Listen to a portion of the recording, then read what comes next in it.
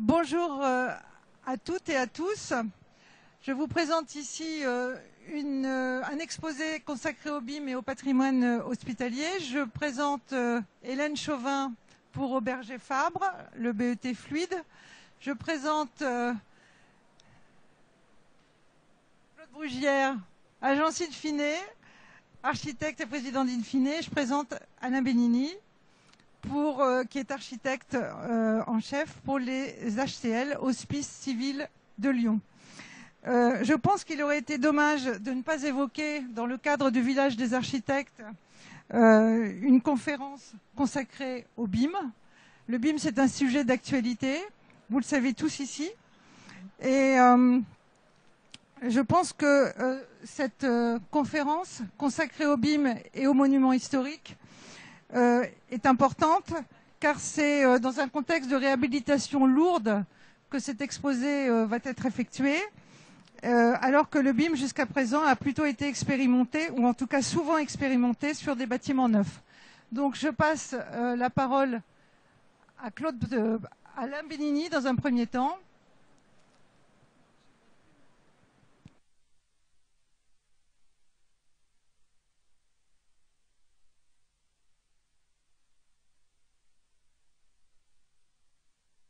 Pas de son, si c'est mieux. Ah oui, il faut lécher le micro. Je vais passer sur cette diapo, c'est ce qu'on va vous expliquer dans la foulée. Alors, quelques mots quand même. Effectivement, une expérience BIM sur un hôpital existant et en réhabilitation. 2-3 mots sur l'hôpital Édouard Herriot, qui est donc le lieu de notre intervention. C'est un hôpital très ancré pour lequel les Lyonnais ont un grand attachement et qui a fait l'objet de nombreuses innovations médicales. C'est un hôpital qui a généré, puisque construit en 1933, un environnement hospitalier très dense. Et donc livré en 1933, représente 15 hectares avec 160 000 mètres carrés, une vingtaine de pavillons dédiés à l'hospitalisation et une trentaine de bâtiments administratifs et logistiques. C'est donc un hôpital pavillonnaire imaginé par Tony Garnier et qui, s'il a été en avance en 1933, aujourd'hui a atteint ses limites. Ses limites parce qu'en fait, à l'origine, chaque pavillon correspondait à une spécialité et une spécialité avait notamment un plateau technique dédié. Aujourd'hui, c'est plus tout à fait l'organisation qu'on peut attendre d'un hôpital. Donc pendant 83 ans, on est arrivé à le faire vivre plus ou moins bien, mais aujourd'hui, on arrive aux extrémités. Donc on a lancé une vaste opération de modernisation du site avec un gros travail de fait entre le ministère de la Santé et le ministère de la Culture pour voir comment on pouvait maintenir l'activité hospitalière sur le site imaginé par Tony Garnier, mais en lui donnant une nouvelle impulsion, une impulsion 21e siècle. Donc tout ça c'est fait parce qu'on a des exigences médicales, bien entendu. Il n'y a pas lieu autrement de faire des travaux sans un programme et une ambition médicale. Donc un hôpital moderne qui s'ouvre pour le 21e siècle, avec notamment une évolution attendue sur les plateaux techniques. C'est un site qui se réorganisera en exploitant la qualité pavillonnaire du site. Je vous ai dit, un pavillon, une spécialité. Demain, ce sera un pavillon et un ensemble de spécialités qui permettent de converger pour répondre à l'attente médicale. En partie centrale, et d'ailleurs ça a été évoqué tout à l'heure par la conférence précédente, en partie centrale, un plateau technique. C'est quand même très proche de l'organisation qu'on attend aujourd'hui. Donc un plateau technique. On a aujourd'hui 34 salles d'opération sur 20 pavillons.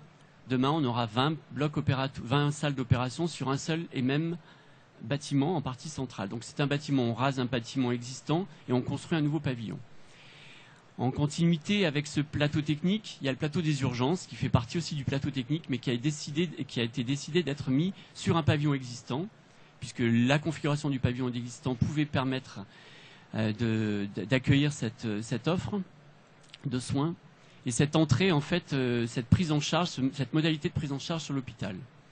En partie arrière, sur la zone bleue, on va se poser la question d'hospitalisation et études à venir, puisque on a aujourd'hui une première phase qui touche le plateau technique, la partie verte, une phase bis qui touche la partie rouge, et on est en étude sur la partie bleue. Enfin, à l'entrée, tout ce qui est médecine de ville, qui est en fait dans l'évolution de l'hospitalisation, un complément de l'hospitalisation telle qu'on la connaît aujourd'hui. Alors ce serait simple si Tony Garnier n'était pas intervenu sur le site et n'avait pas conduit à protéger le site au titre des monuments historiques. Alors je dis que c'est simple, mais finalement c'est peut-être aussi une manière de protéger la globalité du site et de pouvoir en sortir vraiment la qualité intrinsèque pour l'exploiter au mieux. Donc le site a été protégé dans sa totalité récemment en 2007. Dans sa totalité, ça veut dire façade, toiture, mais pas les intérieurs. De toute façon, les intérieurs de Tony Garnier n'existent plus. À l'origine, les pavillons, c'était 2 salles communes, des hommes d'un côté et les femmes de l'autre, avec un PC central en partie centrale. Ça a été largement recloisonné, puisqu'aujourd'hui, on a des unités qui, malheureusement, sont de l'ordre de 15-20 lits, et un peu loin des standards qu'on attend. Donc, d'où la réflexion sur la partie hospitalisation. Bref, l'hôpital Tony Garnier est protégé au titre des monuments historiques, donc une intervention sur le site se fait en accord avec la DRAC. L'objectif du projet qu'on vous présente aujourd'hui, c'est un regroupement donc, de l'urgence, 80 000 passages par an, sur un seul et même pavillon. Aujourd'hui, c'est organisé sur 3 pavillons. L'objet de ce projet, c'est de le réorganiser sur un seul pavillon. Et nous avons mis en place, alors pour être un peu plus complet, et pour faire le lien avec le BIM, lorsque nous avons abattu le pavillon H pour recréer le plateau technique, on a eu une volonté d'expérimenter un processus BIM, donc avec une finalité avec 2 axes sur la finalité. Le premier, c'est en termes de conception, arriver à imaginer assez rapidement et faire comprendre l'enjeu architectural au site. Et le deuxième axe, c'est la synthèse. On a été très malheureux sur des expériences précédentes où la synthèse a été quelque chose de très compliqué. Et à l'hôpital, au vu du nombre de réseaux qu'il peut y avoir et des contraintes de construction, on est assez convaincu qu'il nous fallait un outil qui nous permette très rapidement de pouvoir s'assurer qu'un certain nombre d'installations seraient notamment maintenables à terme. Donc, on l'a imaginé sur un bâtiment neuf et on s'est dit, mais maintenant qu'on a commencé, il faut poursuivre. Et on a été un peu moteur sur le pavillon N, en demandant donc à l'agence d'archi in fine et de vouloir travailler dans cette continuité. Donc je résume simplement, nous, 2 axes principaux sur la synthèse, sur la mise en place d'un processus synthèse. Dans un premier temps, la conception, avec la synthèse des lots techniques, et dans un deuxième temps, obtenir des éléments qui nous permettent à terme de maintenir le bâtiment de façon plus construite que ce que ça peut être aujourd'hui. Alors on va encore parler un tout petit peu de Tony Garnier qu'on voit avec sa très jolie voiture sur la photo. Juste pour revenir sur les points importants, parce qu'en fait c'est pas l'ensemble du bâtiment, mais c'est des points bien particuliers. Donc il a fallu pendant tout le projet, et le projet est évidemment pas fini, composer avec tout ça et tirer les choses vers le haut. Donc pavillons différents. On est sur le principe de la cité industrielle propre à Tony Garnier, qui a voulu imaginer l'hôpital industriel. Donc on est avec des pavillons, ces pavillons sont pour la plupart en U et on a une structuration qui permet en tout point de rechercher la lumière naturelle. On s'aperçoit qu'avec le temps, on a un peu eu tendance à combler un petit peu les choses. On avait une zone qui était arborée et derrière un réseau souterrain de galeries qui viennent alimenter tous ces pavillons, qui est toujours d'actualité et heureusement qu'ils sont présents. Donc 2-3 grands principes. Rez-de-chaussée, accueil des malades, consultation. Je crois qu'Alain tout à l'heure en a déjà parlé. Premier étage pour la partie soins, intervention et second étage pour les chambres de garde. C'était ça à l'origine. Il faut savoir qu'on a aujourd'hui un réseau d'un peu plus de 4 km de galeries et c'est la seule façon d'ailleurs de pouvoir conserver ces activités et de leur donner un lien. Et on a joué avec ces éléments-là, même maintenant, ça nous a donné des vraies possibilités. Et derrière, on a sur le bâtiment notamment des fenêtres à guillotine qui ont été conçues par Jean Prouvé, d'où le fait que ces éléments-là sont classés. Donc la première des questions, c'était avec tout ça, comment faire, quelle méthode on va pouvoir utiliser pour avoir une synthèse et faire avancer le projet. D'abord, on avait le côté patrimonial, donc construit en 1933, et il y avait un deal qui était fait avec la DRAC, qui était de dire, ok, on va supprimer 4 pavillons, mais par contre, vous revenez à l'état initial du pavillon de 1933 pour les extérieurs, comme on l'a dit tout à l'heure. Et tout ça, il faut bien se dire qu'on est dans une dimension emblématique des urgences de Lyon. C'est-à-dire que je crois qu'il n'y a pas un Lyonnais pur souche qui n'est pas allé se faire soigner un bobo là-bas. Donc ça, c'est quand même un point aussi important. Donc une vraie organisation. Le programme tel qu'il nous a été montré, c'est 8 phases, 28 mois de travaux. Et je peux vous garantir que quand on a fait notre proposition par rapport à ça, on a essayé de l'appréhender tout. C'était vraiment un système compliqué, d'autant plus qu'on avait un caisson hyperbar qui venait d'être changé. Donc il y a toute la notion aujourd'hui des caissons hyperbar, on le connaît par rapport aux problèmes de pression, etc. Mais il y a toute aujourd'hui une notion de grand brûlé, traitement des grands brûlés qui s'est ajouté. Donc là, on ne pouvait pas arrêter les choses, donc il y a eu un projet en même temps ou au début qui est de changer le caisson hyperbar. Là, c'est l'ancien que vous voyez. Hein. Et donc après, la dimension des urgences, on la connaît. Comment ça s'est passé? Sélection sur référence, 4 candidatures retenues. Sélection du candidat sur note méthodologique et l'équipe de maîtrise d'œuvre, donc in fine mandataire, archipate, architecte du patrimoine, je ne sais pas s'ils sont ici présents, qui ont fait un gros travail avec nous, et comme tous les autres, parce qu'on ne peut pas s'impliquer à moitié, donc Hélène Chauvin qui est à côté de moi du bureau d'études d'Auberger Favre pour la partie fluide, Herbès partie structure, économiste Denisou.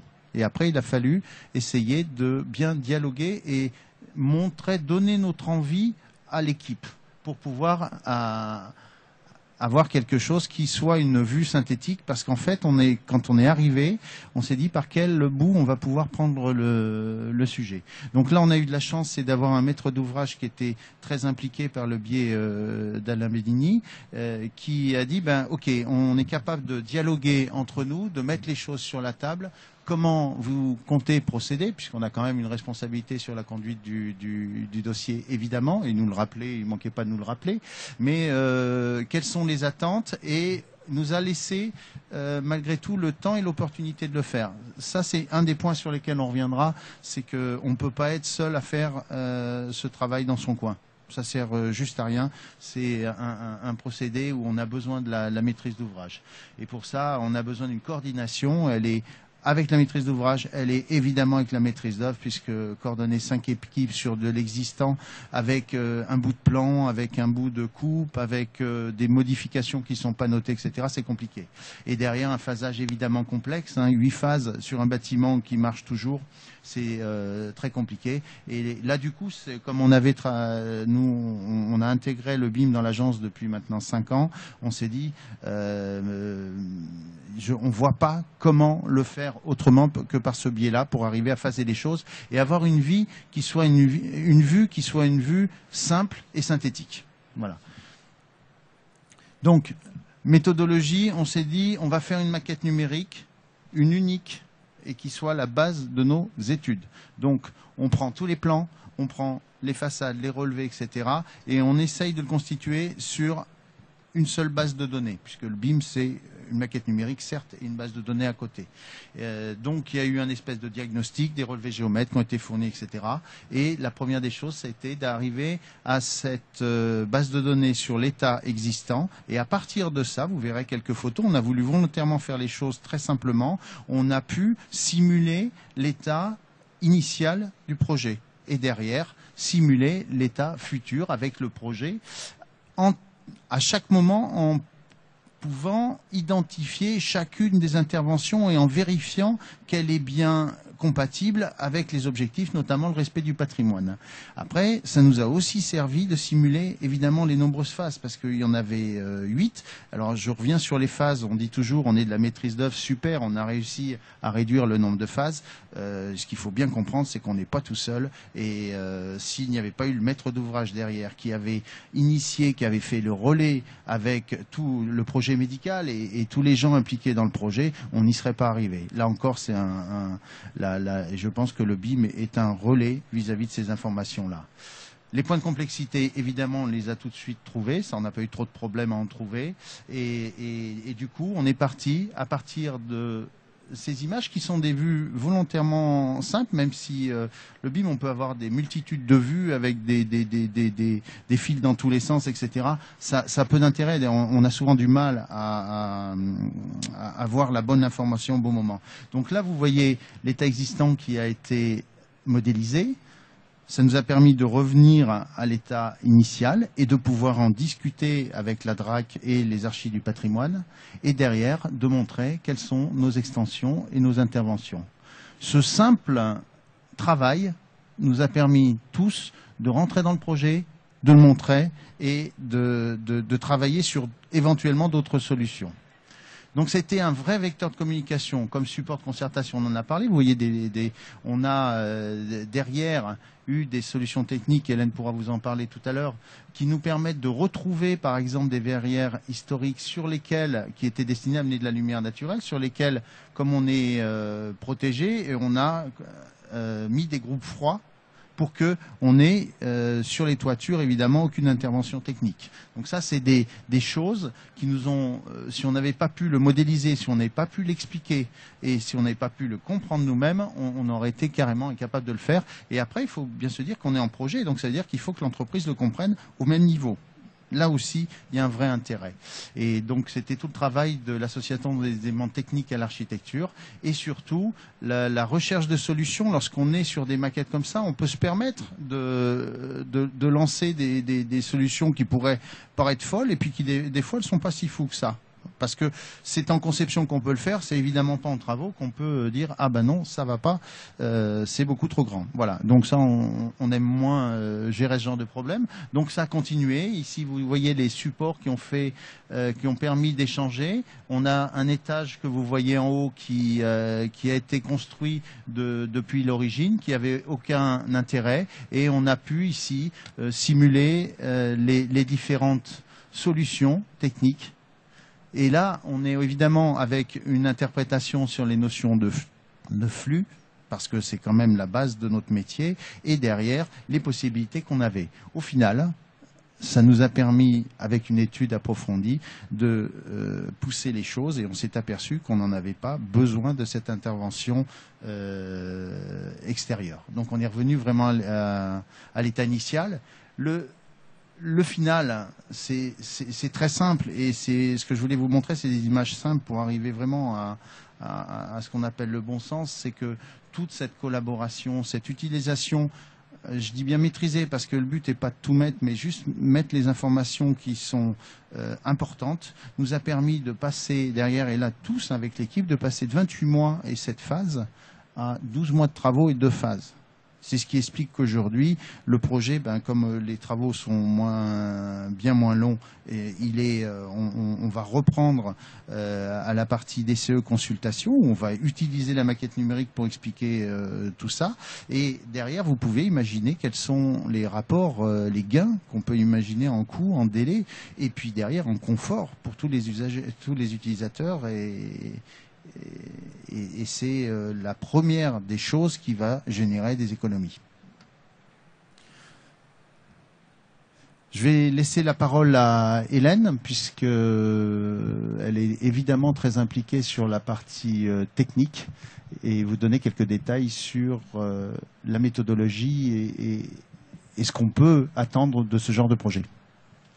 Bonjour à tous. Comme l'a dit Claude, en fait, on crée une maquette parce qu'on y trouve un intérêt et une aide en fait à la conception et à la construction. Bien sûr, le fait de pouvoir échanger avec un maître d'ouvrage qui a réfléchi à ses objectifs, qui est avancé dans son protocole, c'est un immense atout pour le projet. On a tous effectivement établi nos protocoles qui correspondent à nos exigences de travail. Mais le tout est ensuite de mettre en concertation ces protocoles pour aboutir à un protocole projet. Ce qu'il faut bien comprendre, en fait, c'est qu'il n'y a pas un protocole avec toutes les informations de démarrage. À chaque phase correspond à un niveau d'information. c'est important parce que sinon la maquette est complètement inexploitable. Donc Claude parlait tout à l'heure effectivement des premiers pas avec la DRAC pour pouvoir concerter sur les solutions au niveau des façades, etc. On en reste à des choses macro. Donc il faut épurer cette maquette de tous les détails qui nous servent à rien. Voilà, dans un premier temps. Donc en fait, on parle de 3 maquettes, mais c'est bien entendu toujours la même maquette, mais sur des niveaux d'informations différentes. La première maquette, c'est la maquette conception. Qui doit en fait évoluer au niveau des phases qu'on connaît tous, les phases d'avant-projet et ensuite de détail et de maquettes de consultation des entreprises. Il ne sert à rien au départ de prévoir des détails trop précis parce que en fait on perd du temps, on va refaire. Donc il est important de se poser à l'initiation du projet pour définir tous ces protocoles et effectivement pour que on ait une fluidité dans le projet. Alors, je dis tout ça parce que on a fait le contraire, bien entendu, et on en a subi les conséquences, bien entendu. Donc, la première chose, effectivement, c'est d'avoir un chef d'orchestre qui organise tout ça et qui prend qui synthétise les besoins de chacun. Alors les premiers besoins pour la conception, c'est bien évidemment la synthèse technique que rappelait Alain tout à l'heure. Mais ensuite, on va rentrer dans le détail des phasages, etc., pour fiabiliser effectivement les phases travaux. Donc au niveau des travaux, l'entreprise intervient et effectivement, le niveau de protocole change. Quand on fait cette synthèse technique, suivant les différentes phases, on place des filtres parce que il faut pas imaginer que la maquette, elle est exempte de tout clash, avec le jargon BIM. On place des filtres et on admet certains clashs qui seront traités aux phases suivantes. Voilà. Donc ça, les HCL l'ont très très bien compris et parce qu'il faut que cette maquette soit un outil et une aide à chaque étape. Voilà. Alors, ce qui est important également, c'est que chacun des intervenants ait son coordinateur BIM qui, effectivement, exprime ses besoins et qui reprend, en fait, en jargon BIM, qui traduit ça au niveau des équipes. Voilà, pour qu'on puisse établir les maquettes qui correspondent. Alors, ce qui est important également, que je n'ai pas précisé tout à l'heure, c'est d'avoir la finalité de la maquette, parce qu'elle se prépare dès la conception. Même si les détails finaux qui vont servir à l'exploitation ne sont pas les préoccupations de départ, de conception, de réalisation, il faut les avoir en tête pour que la finalité, on livre quelque chose qui corresponde à la vie du bâtiment. C'est vraiment le fil conducteur. Donc, j'ai parlé des niveaux de détail. Les difficultés qu'on rencontre aussi, c'est les méthodes de liaison, où vont être hébergées la maquette, chez qui, comment se font les liaisons informatiques avec les capacités à un moment donné qui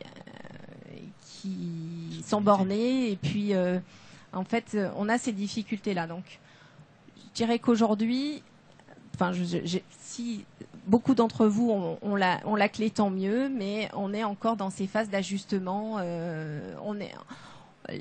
En plus, la loi MOP est calquée en fait par rapport à ces différentes phases. On doit évoluer dans nos rendus et en étant en parallèle de cette loi MOP. Donc, tout ça, c'est beaucoup d'interrogations pour chacun d'entre nous, pour le maître d'ouvrage, pour la maîtrise d'œuvre et les entreprises.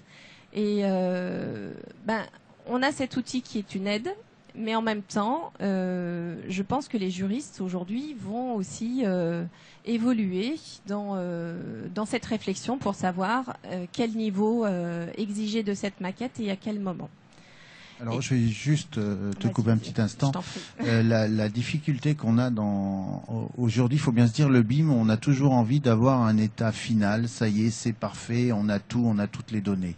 Il faut bien se dire que aujourd'hui, on est sur quelque chose qui est en complet mouvement.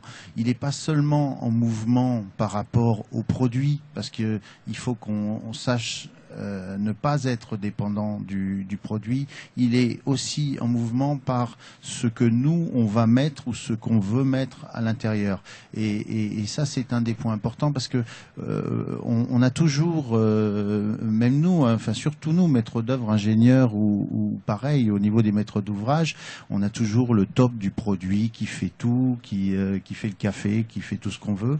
Mais de toute façon, on va l'utiliser aujourd'hui à peu près à 5 ou 10 ou 15%, c'est déjà bien, si on a 15% de l'usage qui a une réelle fonction. Donc ça, il faut avoir une connaissance approfondie pour être certain que cet usage-là est le bon et qui va nous servir. Voilà. Et c'est là où il faut vraiment revenir au bon sens. Et beaucoup de produits sont captifs, ne serait-ce que parce que les données qui sont extraites sont des données qui sont en 2 dimensions. La 3e dimension n'existe pas dans le produit, ce qui fait qu'ils importent les données. Mais la force, c'est de pouvoir les redonner sur cette base de données qui va être ensuite l'outil qui va permettre l'exploitation. Donc, acceptons que les choses sont en train de se faire. Faisons déjà bien avec ce qu'il y a. On a largement suffisamment d'éléments si on maîtrise les données. Et c'est là où, de toute façon, c'est l'humain qui va régir tout ça. Alors moi, juste un petit mot de la fin, si j'ai une chose à ajouter pour vous, maître d'ouvrage qui êtes dans l'auditoire, c'est vraiment posez-vous à l'origine du projet pour savoir exactement quelles sont vos attentes. Et la réussite de votre projet, c'est que la maquette corresponde à vos attentes. Voilà, alors je crois que c'est vraiment... À ça, je rajouterais juste une chose, c'est que il faut revenir au bon sens. C'est-à-dire que c'est comme si on avait une voiture qui était capable d'aller super vite, mais aujourd'hui, tout le monde ne roule pas à 250 sur la route. Donc déjà, revenons sur un usage qui permet demain d'aller plus vite dans les process, dans les façons de travailler. Et ça, c'est quelque chose qui crée aujourd'hui quand même une difficulté dans nos agences, parce que si on n'a pas de travail collaboratif comme celui qu'on est en train d'imaginer, enfin qu'on a eu la chance de mettre en œuvre sur ce projet-là dans nos propres agences, eh bien ça veut dire qu'on aura des difficultés derrière à donner une vue synthétique qui soit compréhensible par tous. Et donc c'est là où on voulait, par cette intervention, arriver à dire le BIM, c'est pas si compliqué que ça, mais à condition qu'on le monte pas à un niveau qui soit un niveau tel qu'il est incompréhensible. Voilà. Et ce que vous avez vu dans les images, c'est des choses qui sont tout à fait simples et on a besoin de cette synthèse-là. Et je pense que c'est ce qu'on a essayé de vous montrer, c'est ce qui nous permet d'avancer. Voilà. Donc, on a, je pense, évoqué, même si c'est pas tout à fait dans l'ordre, à peu près tous les sujets. Donc, surtout, moi, je vous invite à, si vous le souhaitez, échanger et nous poser quelques questions pendant que je vais lancer un joli petit film. Enfin, j'espère que vous le trouverez joli. Merci Hélène, merci Claude et Alain. Je suis tout à fait en mesure. Voilà. S'il y a des questions dans la salle, je passe le micro. Est-ce que quelqu'un a une question? Et je pense que s'il y en... Oui.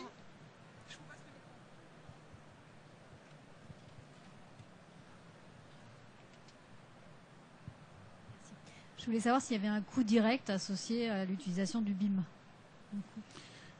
Alors, vous allez avoir 2 réponses, celle du maître d'ouvrage et celle du maître d'œuvre. Donc, comme en général, je suis assez poli, je vais laisser mon maître d'ouvrage parler. Alors, aujourd'hui, sur l'expérience que nous avons, alors peut-être je vais rappeler où on en est, nous, maître d'ouvrage. On a une direction des affaires techniques qui est assez structurée, avec un département de maîtrise d'œuvre, donc on fait certains projets en maîtrise d'œuvre et d'autres sont confiés à l'extérieur. Donc dans le département interne, on s'est équipé de Revit. Donc en s'équipant de Revit, on a développé sur les projets que nous menons un processus BIM. Ce processus, nous l'imposons petit à petit aux opérations qui sont menées en externe, confiées à des externes. Alors aujourd'hui, les opérations qui ont été menées en externe, vu que ce sont des opérations qui étaient déjà définies, on va dire la maîtrise d'œuvre était déjà désignée, nous avons négocié une part supplémentaire pour incorporer le processus BIM. Alors, je rajouterais... Pardon, Vas-y, oui, pardon. alors, Fini. c'est un peu sec si je m'arrête là. Parce que nous sommes persuadés que nous avions un intérêt. Un intérêt au moment, je répète, au moment de la synthèse. Parce que sur des très gros projets, nous avons eu énormément de mal. Et souvent, quand la synthèse est très mal faite, de toute façon, à la fin, c'est toujours le maître d'ouvrage qui paye ce qui n'a pas été fait correctement, même s'il y a des responsabilités éparses. Ça passe toujours par là. Donc ça, on pense qu'une bonne synthèse avec des outils qui permettent de la faire correctement, ça devrait permettre de faire les choses, même si on a à payer un petit peu pour l'instant. Et la deuxième chose, c'est que nous gérons 800 000 mètres carrés.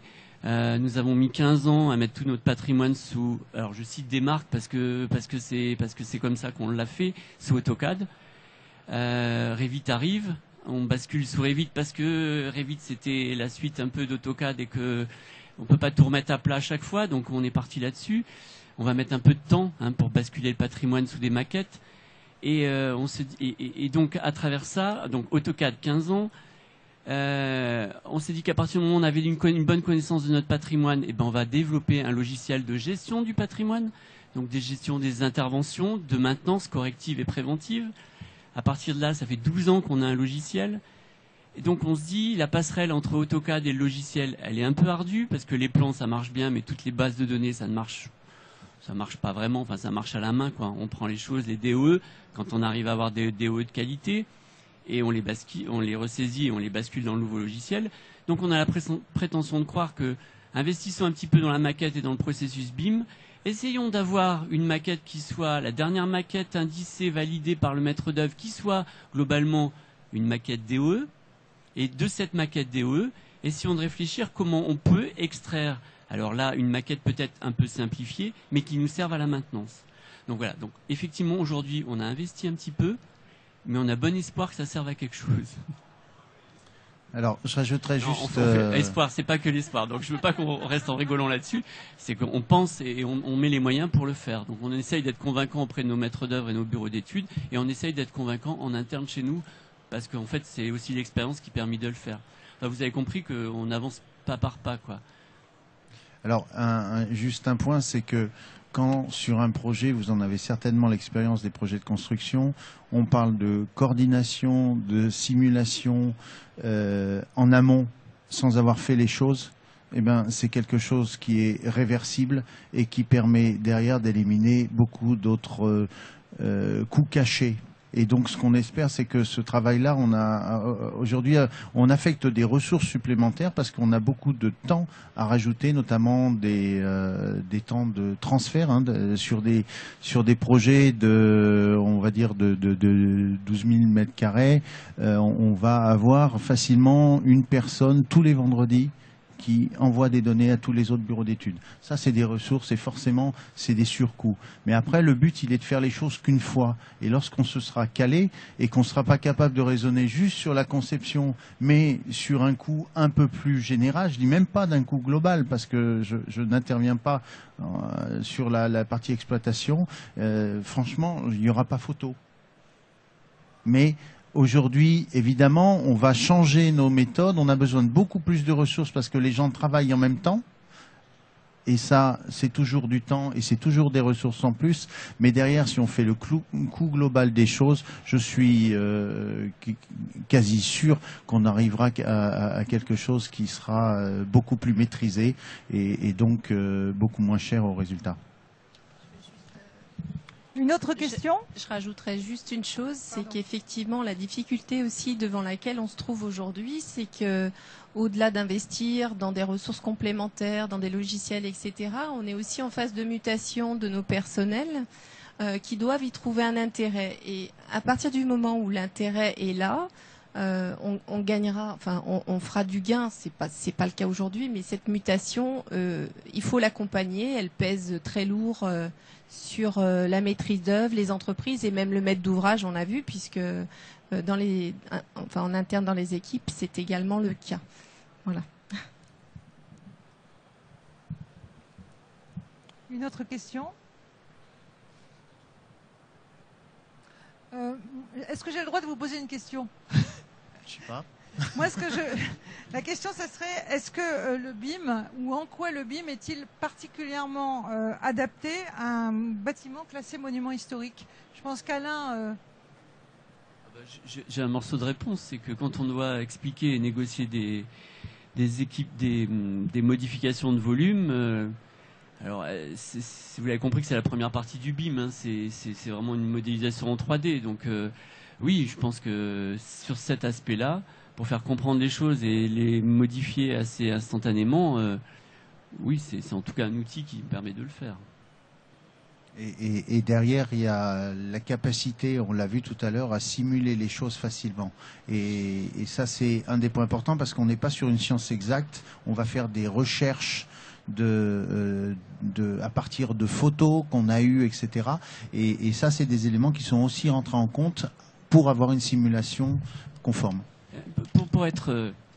Parce que effectivement, la vue en 3D, c'est une chose. Nous, à l'hôpital, on a peu de promotion à faire. Hein. On a à gérer des flux, à être explicatif pour nos soignants, avoir cette donnée-là. Donc c'est vrai que cet aspect volume et vente, on l'a pas beaucoup. Par contre, c'est vrai que dès qu'on traite avec des gens comme la DRAC, je prends par exemple l'exemple sur le pavillon, il y avait des petites serres qui étaient des éléments qui apportaient de l'éclairement naturel dessous étant soit des amphithéâtres, soit des blocs opératoires. Donc ça fait longtemps que tout ça n'existe plus. Les blocs opératoires sont en voie de disparition puisqu'ils sont regroupés en partie centrale, et les amphis sont vertigineux, donc de toute façon plus utilisés.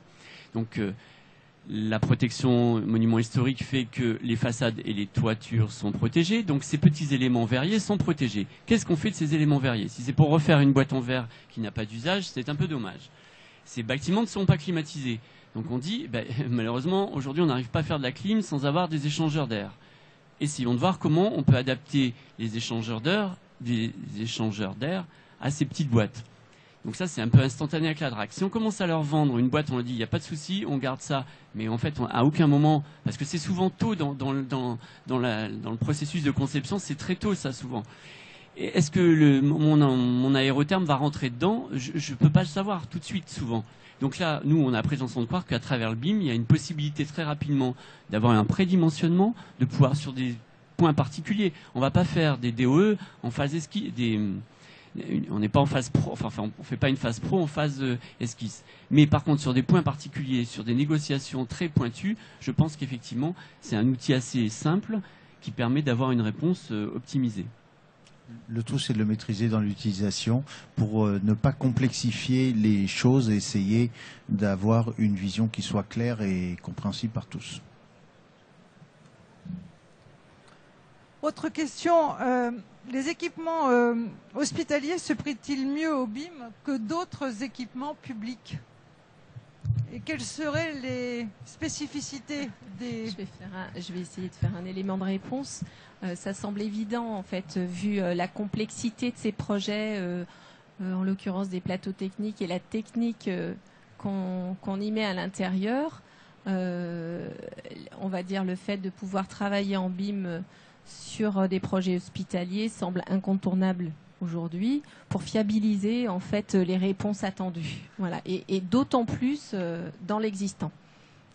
C'est un véritable outil à la fiabilisation financière et également travaux.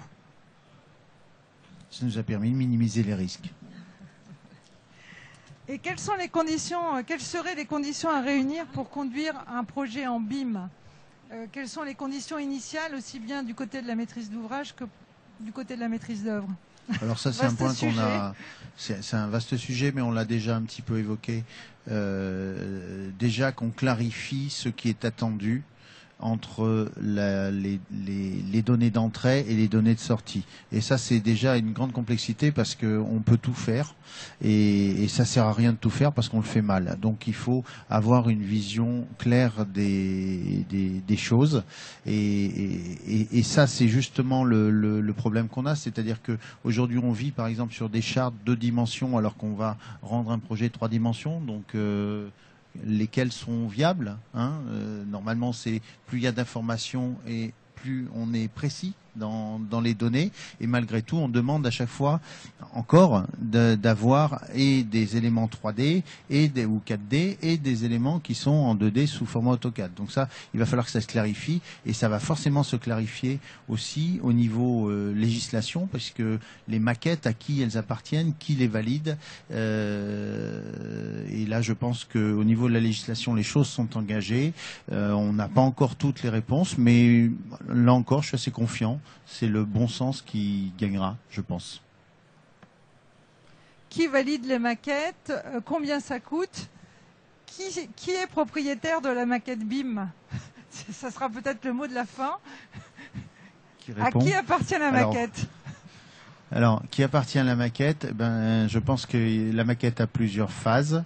On n'est pas encore tout à fait, des fois pas complètement d'accord sur les choses, mais c'est ça l'avantage, c'est qu'on peut échanger et notamment après il y a la maquette que l'entreprise donne et qui prend la responsabilité des travaux. Je pense que tu peux rajouter quelque chose, Alain. Que dit le contrat? Voilà. Et là, il a le bon mot de la fin. Merci de votre attention. Une autre question peut-être? On a encore un petit peu de temps. Bon, je crois qu'on va tranquillement clore le débat. Merci à tous. Et on tient à vous remercier à tous de votre attention.